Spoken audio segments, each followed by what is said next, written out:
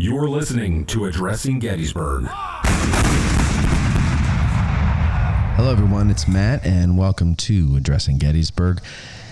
Today I'm going to do something a little different and I'm putting it out on the free feed so that people that are maybe new to Gettysburg or new to the podcast or just, I don't know, maybe this is all new to you and maybe you haven't visited Gettysburg.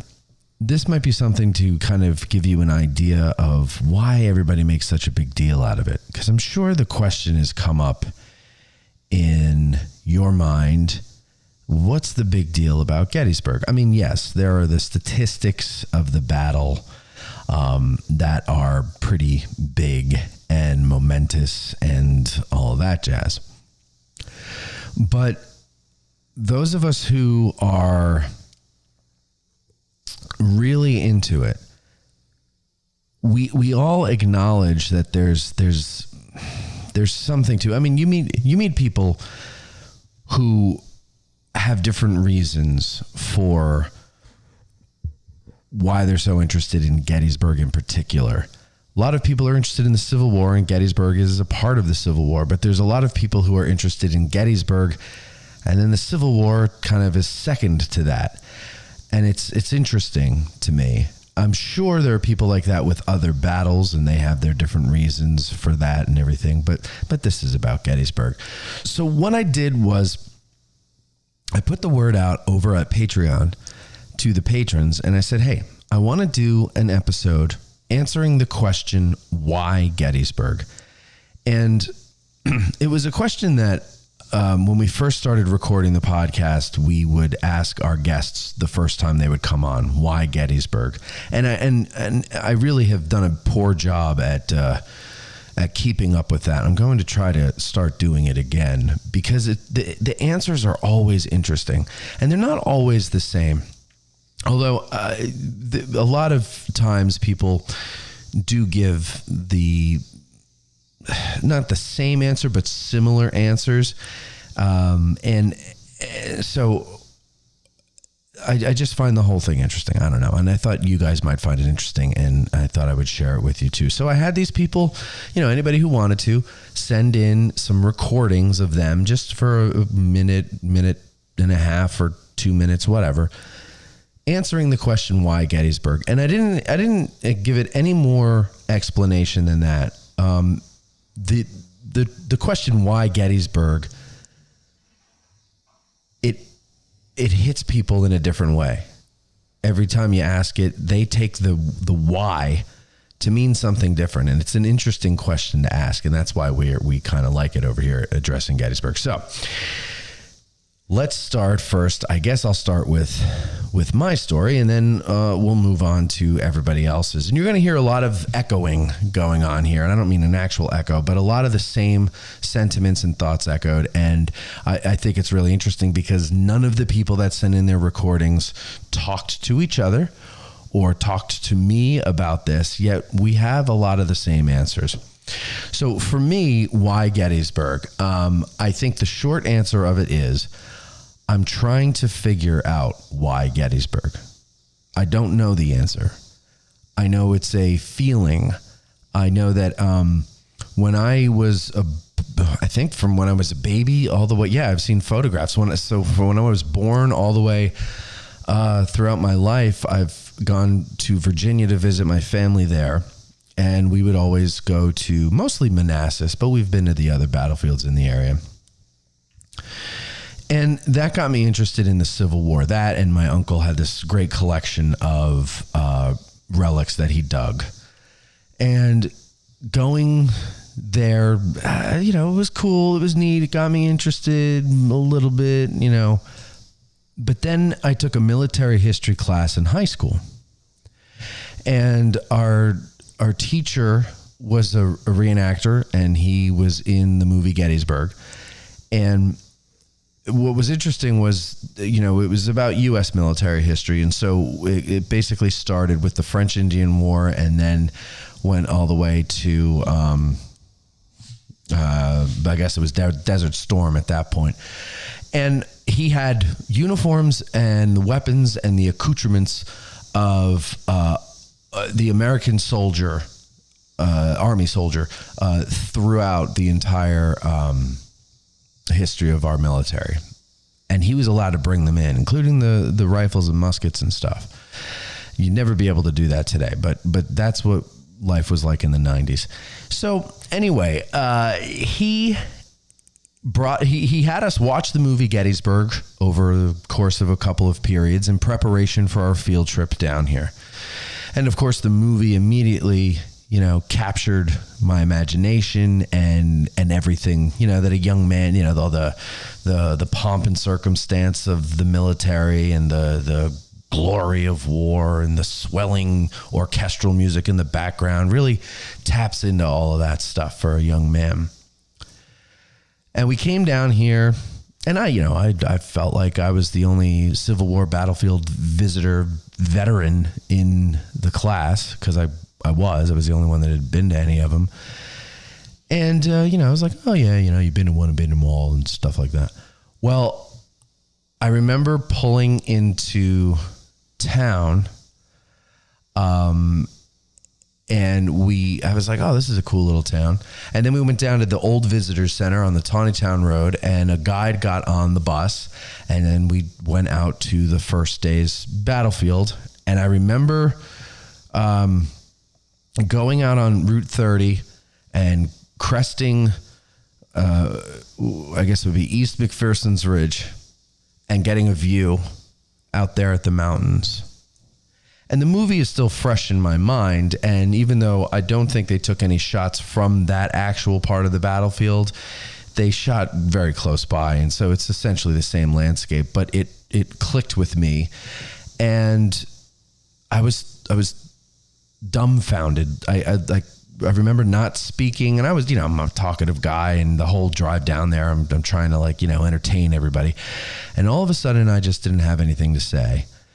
And I was riveted. I was listening to the guide, and I just could not get enough. And I remember coming home after that trip and saying to my dad, we have got to go back to Gettysburg. And that summer we came down during the reenactment, and we made a tradition out of that for, I think, about eight or so years after that, until I decided to move here. Now, this isn't a biography, so that's where that part ends, the biographical part ends. But why Gettysburg? I don't know. I do not know. It's something that touches me in my soul.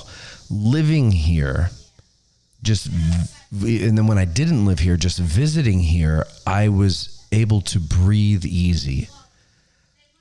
And forgive the noise. That's some college kids walking by outside the house.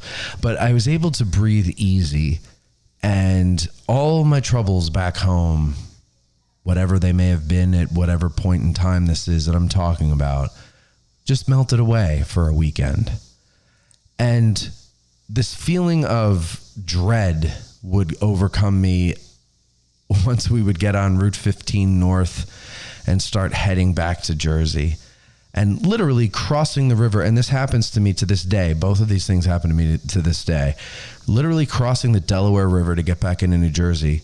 Even now, if I'm just going for a weekend visit to New Jersey, it's depressing to me. It's sad to me. But that sadness starts about maybe 10 miles north of Gettysburg. So I think I have a 10-mile radius where I'm happy. 10-mile radius from Gettysburg where I'm actually happy. But I don't know why. It's about place to me. And I think I'm one of those people where place is more important than the people around you or the job that you have or anything else. It's the place where I live, the place where I play, all of that, the place where I learn. That's the most important thing to me, where I can find my happiness. So for me, Gettysburg is a very spiritual thing. I actually had a meeting today with someone. I won't say who, but I had a meeting today with someone, and we were talking about how much we love this place. And he had mentioned that he sometimes we'll go out to the first day's battlefield, for example, and look out at the mountains and just think that some young men probably looked out at those mountains before they died, and it was the last thing that they saw, and they're still there. And I said, well, that's funny you said that, because I was talking to someone the other night and we were talking about religion and church and all of that stuff. And I said, well, I'm not much of a church goer because I tend to think that man ruins everything that's good.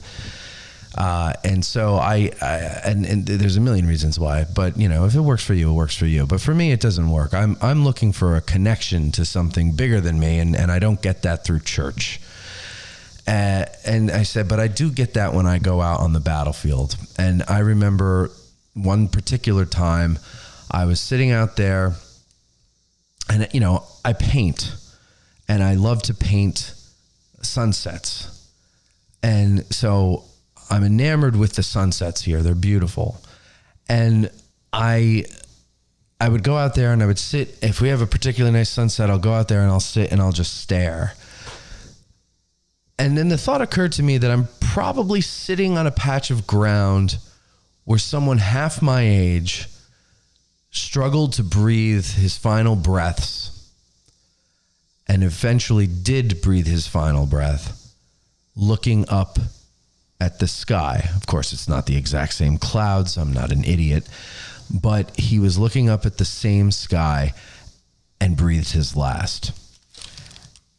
And if there's a God, then perhaps, hopefully, he met him right after that, from that spot on the ground where I'm standing or sitting. So in an odd way, this place of horror, absolute horror, is a place of calm for me. It's a place of peace. And maybe, in a way, a place to be closer to God. I don't know. And I don't mean to get all religious on you here, because I'm, you know, not that it's relevant, but I'm searching. I'm searching. I'm in the middle of a search, and I think about things a lot. So why Gettysburg for me? I don't know. And I think that when I finally figure it out, it will be the last day that I am on this earth. So I hope I don't figure it out for quite a number of decades to come. But I remember before I had moved, once I had made the announcement to my family that I was moving back, I was at a family function and my uncle and my father were talking, and my uncle said to my father, "So Matt's moving back to Gettysburg, huh?"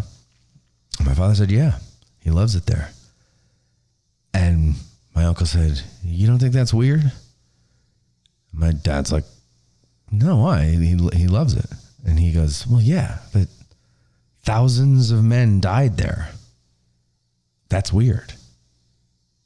So my father told me this story, and he was telling me the story like as if to say, you know, isn't that crazy the way your uncle said? Like, you know, and that I would react by saying, you know, what does he know? You know, something like that.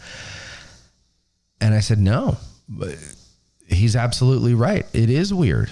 It is weird that I and maybe millions of other Americans or people around the world are drawn to this place, are fascinated with this place. We love this place. We say things like we love to learn about the battle. We love to read about the battle. Why? It's tragedy. It's horror. It's disgusting. It's sad. It's nothing good. It's terrible. But we're fascinated with it. And maybe I'm fascinated with it because I want to try to imagine it and that be the closest I'll ever get to experiencing anything like it. Maybe that's what it is for me. I don't know. So I know that's a little long-winded and it's a little more time than I gave the people that sent the recordings in. to answer the question of why Gettysburg. But that's my convoluted roundabout why Gettysburg. So the first person we're going to go to here is a patron of ours, has been for a while. I call her Margaret, but she goes by Peggy. And this is what she said. My whole life, I grew up living only 30 minutes away from Gettysburg, and I have fond memories spending time with my family there. As many times as I've been to Gettysburg, the feeling of I'm home never goes away. Gettysburg is timeless, and as time goes on, I think its meaning increases in importance to the country and to me personally. Gettysburg is in my past, present, and no doubt will be in my future. So, why Gettysburg? It's a step back in time. History comes alive at Gettysburg. Its preservation recreates July 1863, and this human drama unfolds right before your eyes. It's beautiful. Gettysburg battlefields are breathtakingly beautiful and perfect for walking, hiking, bike riding, and getting some exercise in. Every season is gorgeous in Gettysburg. It's not just for summertime, and I visit all year long. It puts things in perspective. Within minutes of arriving, my troubles seem to diminish and disappear. They seem quite small in comparison to what the civilian soldiers and commanders endured there. It's friendly. Gettysburg gives opportunities for quality time versus quantity time spent with friends, family, and people you just met while touring. You have these deep, gut-level discussions with like-minded people about issues and events, and really make deep connections with others. You can leave Gettysburg, but it doesn't leave you. I miss it when I am not there. It truly is my home away from home. A home away from home. I can relate to that very much. That's the way I felt about it. And I suspect that other people do as well. So let's move on here now to Bill with his why Gettysburg. Hi, everybody. This is Bill. The question posed is why Gettysburg? 160,000 troops fighting each other.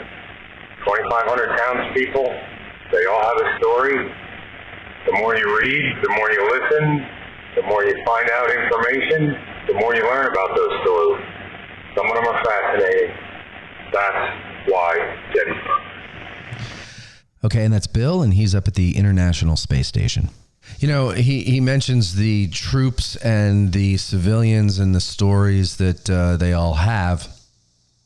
Well, Gettysburg is not unique in that regard. There's thousands of battles in the Civil War and probably millions of stories. So why, I want to know, why do we think that Gettysburg is the most fascinating and Gettysburg is the most important? I've read letters from soldiers about other battles and eyewitness accounts from civilians of other battles or the aftermath of battles and stuff. And they're just as bone-chilling and horrific as anything that you read at Gettysburg. But I don't want to say I don't care as much, but it doesn't capture every fiber of my being like Gettysburg does. My imagination, my sense of tragedy and patriotism, and like all of these things, like they don't grab me like Gettysburg. That's what I'm trying to figure out why. Here's John with why Gettysburg. Why Gettysburg? For me, it all started in the late 80s. I had a very slight interest in the Civil War up to that moment, but I took a tour and I was in awe of the magnitude, the monuments, the stories, the preservation, not only on the battlefield, but in town. I instantly became obsessed with this place and hungry to learn more about the Civil War. Through the years afterward, I've been to numerous Civil War battlefields, historic homes, places centered around that time period, but Gettysburg by far simply became the mecca. The last 30 years, I've been at least 20 times, whether it was reenacting, participating in the movie, bringing friends and relatives, special events, Remembrance Day weekend.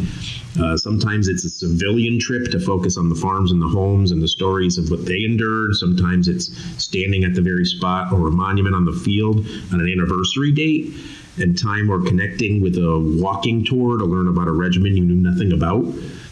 meeting new people who have that same calling to be there and, to do they're having the same feelings you are, that spirituality. And of course, eating at the many great restaurants in town.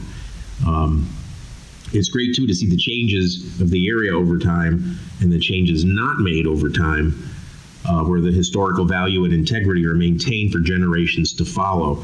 It's a timeless place that grabs all your senses, whether it be spiritual, educational, calming, peaceful, sad, tactical, exciting, or just plain old fun. You'll get it all, as well as beautiful settings of nature. All I know, it's a calling. When the feeling strikes, you have to pack up and go. Some soldiers, officers, townspeople of the time, I feel I know. You become connected. There's an unexplainable feeling walking the grounds and around town. And just when you think you know everything about Gettysburg, you find out how much you don't really know. So just keep going, keep reading, keep studying. It's just an amazing place. This is John from Connecticut. Thanks very much. Also known as Fourscore at Addressing Gettysburg. Thanks. Have a good day. He hit on so many things there, John from Connecticut, also known as Fourscore. He said it's a calling. It is. It reminds me of when I talk to doctors or nurses or clergy. They just felt called, like something pulled them towards whatever they did. There was no question about it. And maybe if they did question it and they tried to do something else and they took time away, it always pulled them back. It was always calling them. And that's, for me, I lived in Gettysburg for 5 years, in 2005 to 10. And then I left. I left feeling like a failure because I didn't achieve what I thought was achievable, because I was 27 when I started and it was completely unrealistic, let's be honest. So I left with my tail between my legs and I went back to New Jersey to try another career. And this time it was just as insurmountable as anything else. It was video production, filmmaking, things like that. And I tried it, for 6 years or so. I was gone for 8 years, tried the filmmaking for 6, and I was miserable. Not miserable at it, but I was miserable in life. But every once in a while, when I'd come visit my friends that I had made down here, I felt like, I'm home. And this is a feeling I never got at home. Even as a child, I never felt home was home. My home, the house I lived in, felt like home. But once I left it, my town, my state, nothing felt comfortable to me.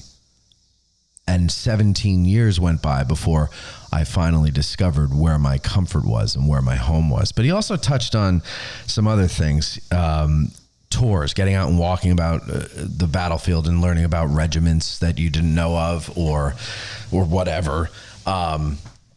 That's one of the reasons why we do these free walking tours every month during the season, is we want people to make a connection. Hopefully you're making a connection by finding the podcast and enjoying it and learning from it. And hopefully that's making you want to come here to Gettysburg. And so I feel it's kind of frustrating for someone if I were to get you all worked up and interested in coming here from listening to this podcast, and then you come here, but you don't know what to do. You don't know where to go.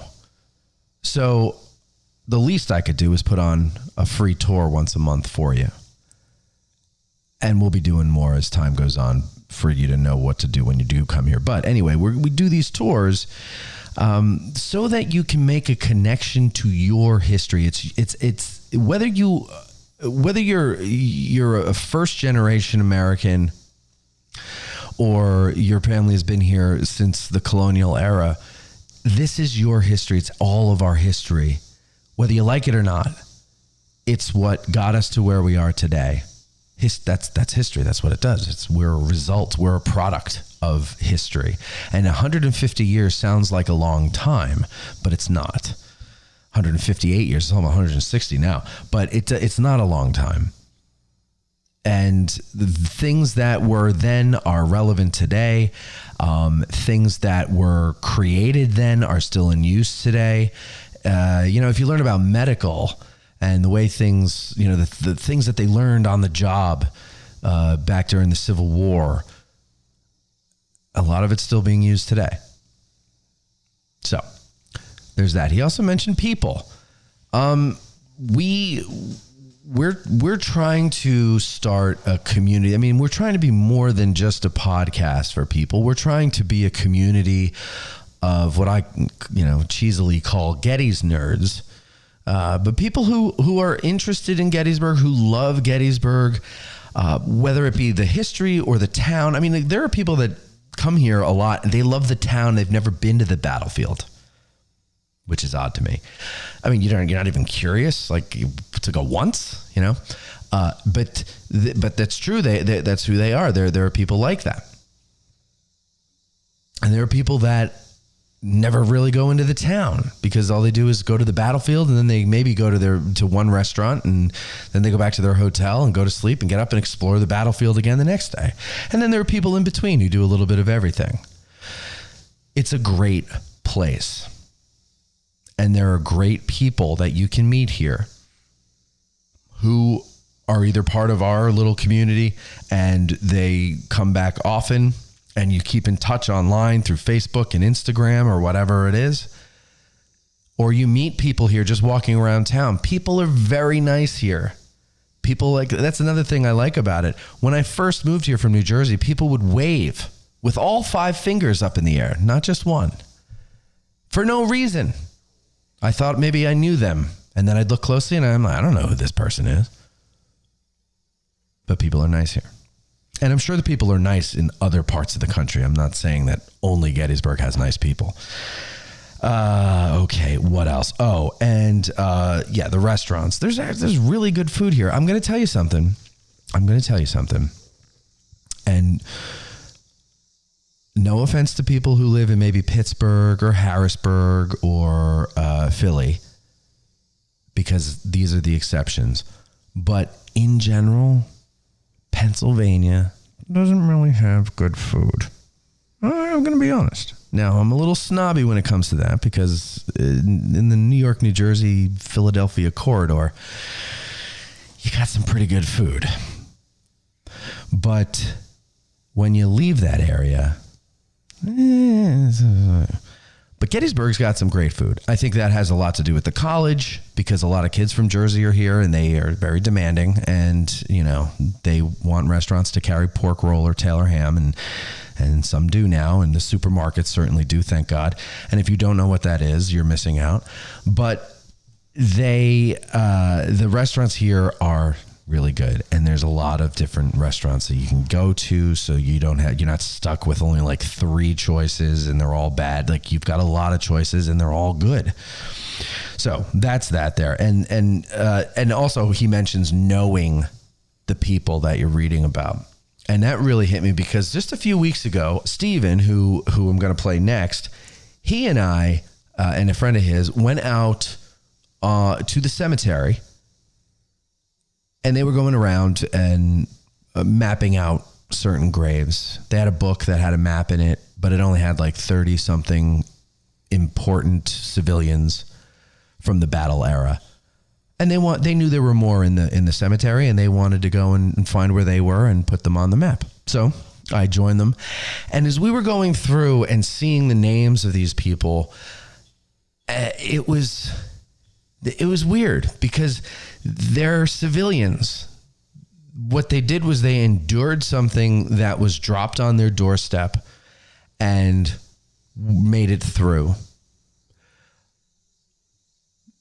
And honestly, I think that any group of people faced with that situation would do it. You have to. It's sink or swim. And I think most people would rise to the occasion. So I don't know if really this particular lot of civilians during the Battle of Gettysburg and after the Battle of Gettysburg were, of a different stock than civilians today or civilians at any point.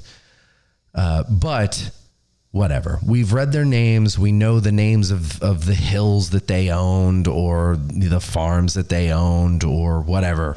And we know the stories that, how they married the soldier that they were taking care of, or the soldier they were taking care of died. And when his brother came back, or when his family came to retrieve the body, she fell in love with the brother and they got married. And, all of these stories and everything like that, very human, very real, very relatable stories. And to go through the cemetery and see all those names, I know exactly what he's talking about when he says it feels like these people. So it is just an interesting thing, I think, to do that. Okay, so we're going to go to Steve now. Let's go to Steve Byers from Delaware. I believe he's from Delaware. I'm not sure. Maybe he'll tell us. Steve Byers, Delaware. There it is. Why Gettysburg? To me, Gettysburg is a place of reflection. I remember when I first came to Gettysburg as a kid, I was enthralled by the cannons, the monuments, playing on Devil's Den. But as I've gotten older and I started getting into the battle on a deeper level, I started to connect with the field. I started to connect with those men who fought there and the deeds that they did, those human interest stories. And so for me, why Gettysburg is, it's a connection to the past. It's a connection to brave deeds, sorrow, joy, excitement, all the things that people experience in life happened in that battlefield. And no matter what you're going through, Gettysburg can be that place of solace. So that's my why Gettysburg. Thank you, Steve. And yeah, I've repeated myself a million times, and you've echoed a lot of what I said too. It reminds me, or it makes me think that, I think at some point, probably in the beginning, we are caught up in the troop movements and the decisions of the generals and the military side of things. And I'm speaking in a very broad brushstroke here, and I'm speaking about men when I say we. Somewhere along the line, and I think it's something that comes with age, or at least it did for me.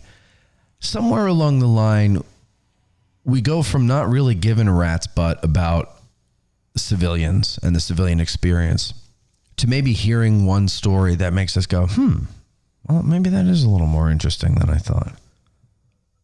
Or just in my case, I had to do this podcast. I had to write the narrative episodes. And the civilian experience is part of that. And it's drama, it's tension, it's all those things. So I said, well, I have to learn this now. So I forced myself to start reading about it. And in the process, I said, wow, this is fascinating. And you learn more about the battle itself, the army movements, the troop movements, the things, whatever, through the civilian eyes. And a lot of the things like McConaughey's spy ring that he has, and how he's feeding information to Governor Curtin and everything before the battle, as the Confederates are all around South Central Pennsylvania. So it is fascinating stuff, and you start to see the humanity of it. And I think when you're introduced to a certain subject through, say, a movie, like let's take it out of Gettysburg for a second, like Titanic. Now, I remember the Titanic from when they discovered it. I remember watching on TV. My father was fascinated with it. My father's fascination got me fascinated with it. But I remember when the movie came out, a lot of people had never either heard of the Titanic or had heard of it, but didn't know why it was so important that they had to hear it. But they really only knew the name. And then they, of course, fall in love with the love story and that god-awful movie. Really, that movie is really only worth the last half hour. So I just fast forward all the way through, but still, you got to get people to stay in the theaters. I understand how it works. But anyway, so my point is that, people learn about the Titanic. There's history in there for sure. Not all right, but whatever. But that's how they learn about some of the history of it. And maybe they go, well, that's actually kind of an interesting story. Let me see if I can find a book about Jack and Rose. And then they find out Jack and Rose didn't exist. Much like the Gettys nerd was probably first heartbroken to find out that Buster Kilrain never existed. Although, don't let that get out, because I think I'm going to buy a little piece of property and put a fake tombstone on it and say, have it be Buster's, and charge people $5 to go look at it. Anyway, let's go to Michael Lentz and let's see what he has to say. My name is Michael Lentz, and I am from Chambersburg, PA.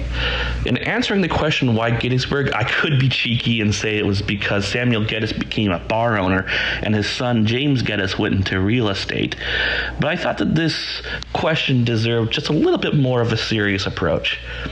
Why Gettysburg in this case is why Gettysburg for me. For the time I first visited this hallowed ground, it burrowed into my soul.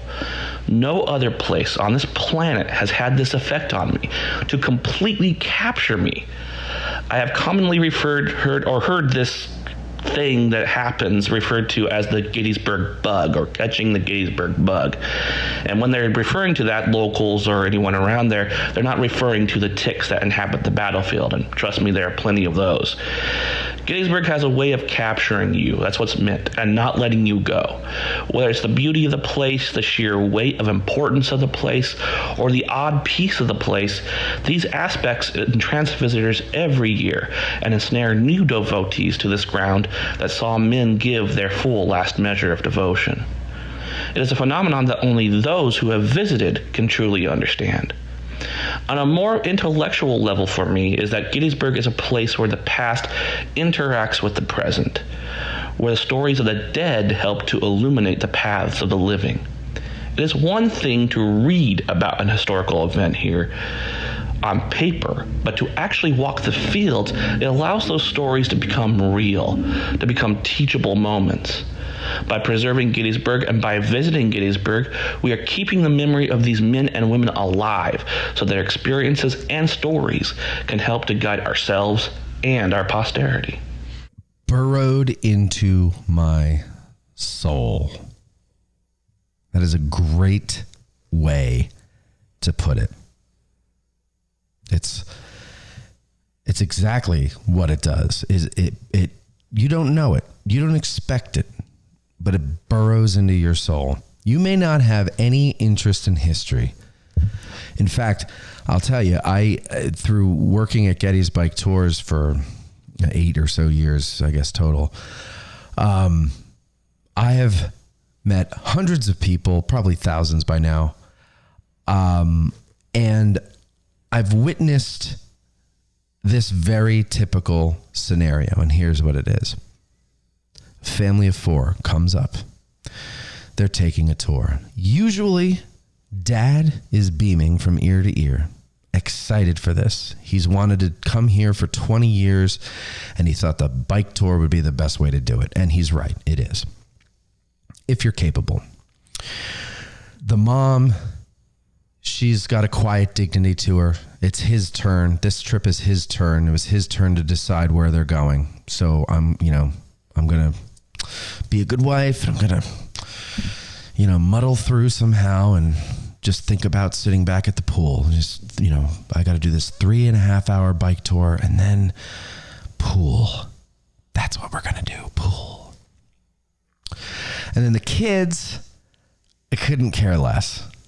Some of them might be actually kind of peeved that they're being dragged here to this boring place by their lame mom and dad. 3.5 hours later, they come back. All of them are beaming. All of them are almost astonished at how interesting it was. I often hear them say, I couldn't believe how big this place is.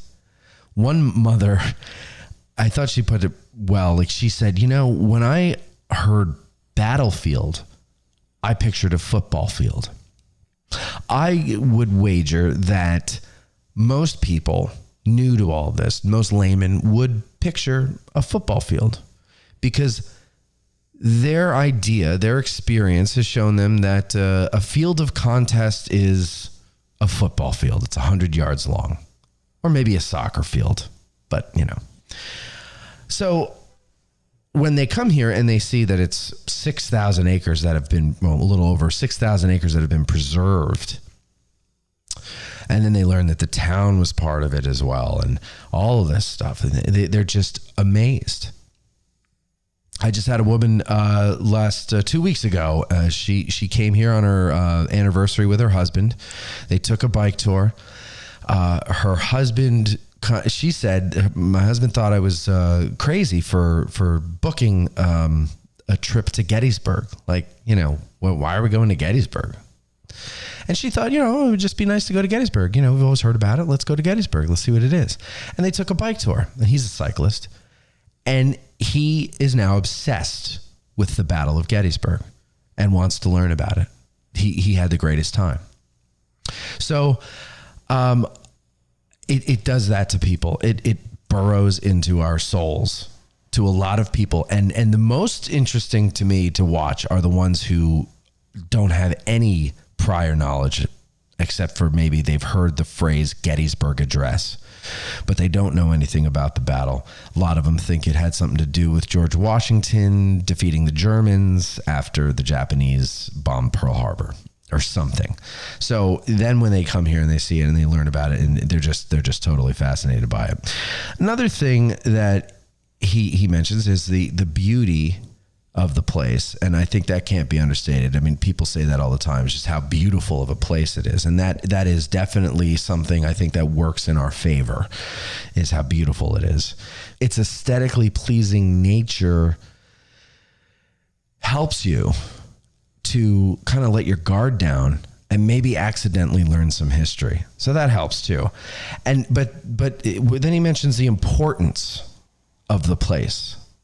And yeah, it's an important place, and it has been made an important place. And one great book that you really need to get to really fully understand, I think, why Gettysburg is so important in the popular memory is Gettysburg, Memory, Market, and an American Shrine by Jim Weeks. It's a great book about basically the tourist industry, the history of tourism here, but it is fascinating. So it's very good to get. Anyway, so you get that book, and then he says, only the people who have visited can truly understand, and that is the absolute truth. Like, you can hear us talking about it till we're blue in the face, and we can tell you how wonderful it is, and you will probably sound like a bunch of crazies to you, but I'm telling you, I have witnessed it happen more times than not. And that's really why I do this podcast, because I've seen it happen to people who come here, and I want to see it happen to more people. And so more people need to come here. And I hope that what we produce for you whets your appetite enough to make you book a trip here to Gettysburg. And it would be great if you stopped and said hi. Hey, Matt and Bob. This is Serge Blanco up in Center County, Pennsylvania. So I spent a lot of my adult life traveling around the United States in a van with my rock and roll band. And along the way, I would drag them, since I was the driver, I would drag them to places that I thought I'd better see before I die.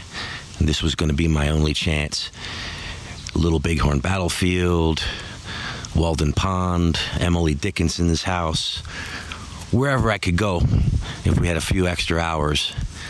And they would look at me and stand and smoke cigarettes by the visitor center as I journeyed off to check it out.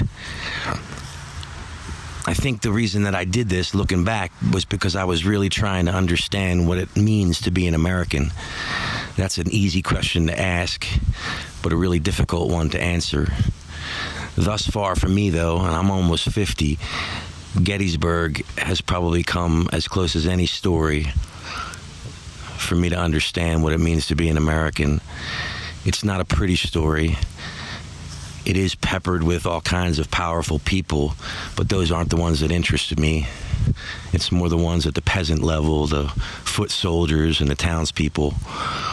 Gettysburg has all that, and if you dig deep enough, you can draw so much from it as far as what it is to be an American. I don't know.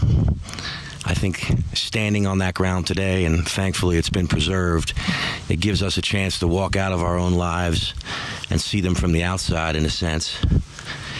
If nothing else, I think Gettysburg is a vessel that allows for people to contemplate what it means to be a citizen in a country where so much is great, but so much is really, really not great too. That's it. Hope that makes sense. Ha! Hi, Matt. It's Anna Storm here. I figure I'll do the Why Gettysburg, although I had to start and stop again because I keep feeling like I sound like an idiot. Anyway, I'm just going to start right now. I think, like most people, I saw Gettysburg in high school when I had my history classes in Indiana. We had it in our junior year. I'm not particularly sure why, but our history teacher was fresh out of teachers college. He was a big history buff, and it was very evident that he was, because he really got into it, and in turn his students really got into it. I know my particular class, which was was seventh period, was the last period of the day. There was a group of us that were so into it that we actually formed a history club in his class. Anyway, long story short, my appreciation for Gettysburg, the Civil War in general, started then, and it's continued now. I'm going to be 42 this year, so it's been going on for a while. I didn't really know why I was drawn to it so much in such a and it was such a long interest in it. It didn't fade as I got older, and with the internet and everything, I was able to do a lot more research and learn a lot more about it. And come to find out, I found out that I had family that was there, and that was really cool. So to me, it's I haven't been there yet. I will be one day, one way or another. To me, it's sacred ground, and it deserves to be preserved, and the stories there need to be preserved, and the best way for us to honor these men and their sacrifice is to keep that ground well cared for, and to visit it and keep all of that alive, the appreciation, their sacrifice, and so on. Thank you.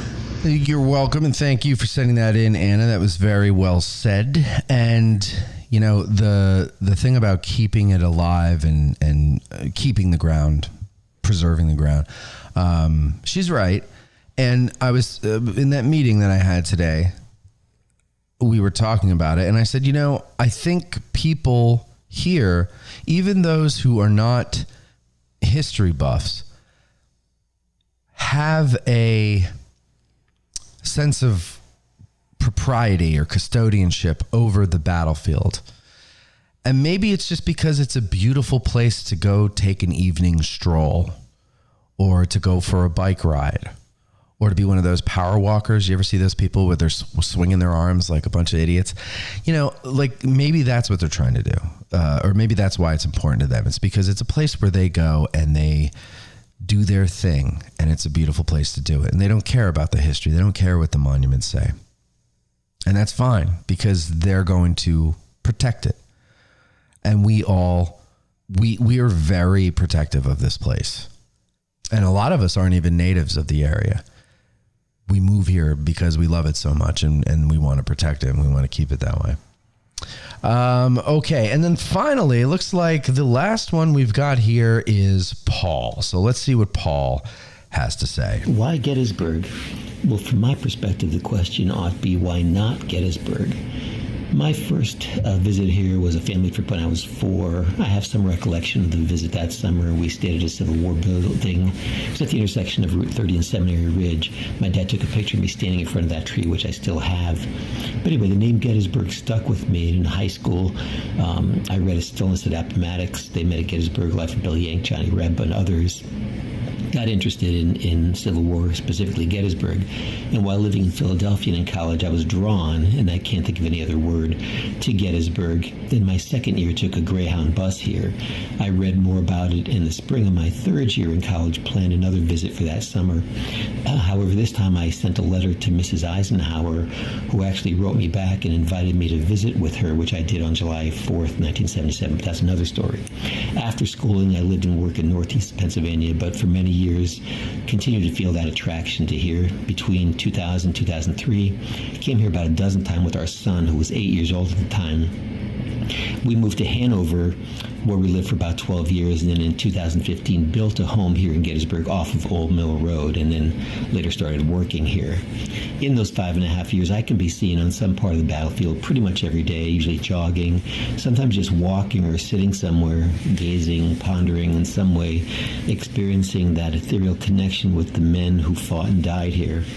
As happens to all of us, work can get in the way of our extracurricular passions, so I'm happy to have found in this program a convenient way to learn. There is a song by the Beatles called I've Got a Feeling.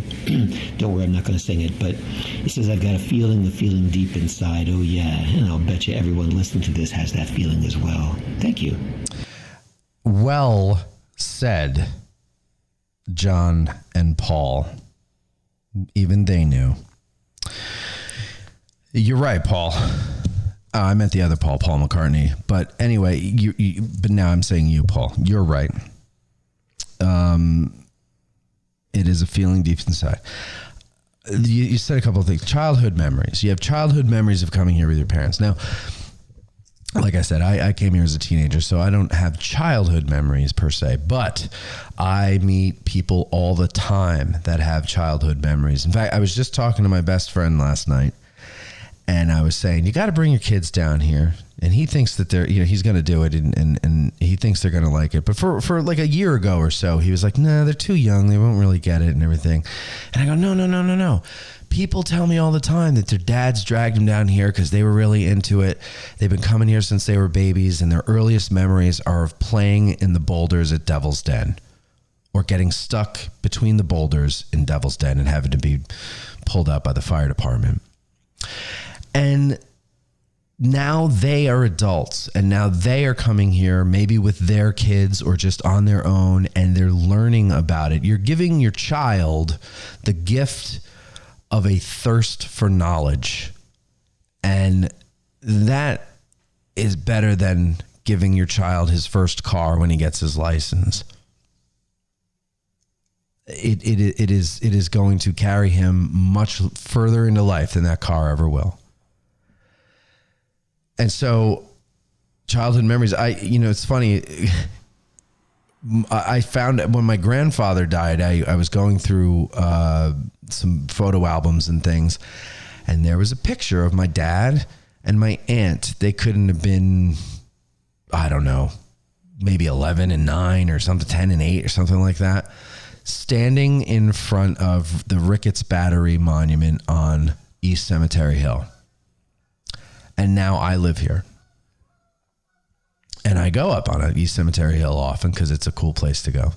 Great views of Culp's Hill, and pretty cool for sunset sometimes. And I stand there by Ricketts Battery, and I go, you can stand anywhere on the battlefield and you can go, great deeds and great horrors occurred probably right where I'm standing. But I go to Ricketts Memorial and I look at it and I remember the picture of my dad and my aunt as little kids. And I just stand there and go, that's where my dad and my aunt stood in the 1950s. And here I live. And then he also mentioned the Eisenhower connection. He got to hang out with Mamie Eisenhower. He told me the story the other day. He came on the most recent tour that we put on, and he told me the story the other day. And it reminded me of my story. Susan Eisenhower is still in the area, his granddaughter. And I was at a dinner, and I was sitting next to this very nice lady who introduced herself as Susan. And we were having a very friendly conversation, joking around, laughing. I don't remember about what, small talk when you meet somebody at a dinner party type of thing. And there was an old man, very old man, maybe in his 80s, sitting on the other side of her. So she was next to me, he was next to her. And at one point in the evening, I just there was like a little bit of a lull, and I had heard him, he leaned in to whisper into her ear, but he was kind of behind her. So his voice traveled behind her to me as well. And he said, in a much better French accent than I'm about to do, he said, you know, one of my earliest memories is your grandfather's paratroopers descending from the sky the night before D-Day. And I go, grandfather's paratroopers? And then I looked at her, and it clicked. Like, I said, are you Susan Eisenhower? And she said, yeah.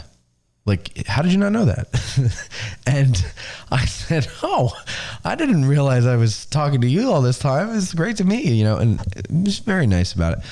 But that's one of the cool things about Gettysburg is that, you know, there are important people that come here or that live here or that live here part-time.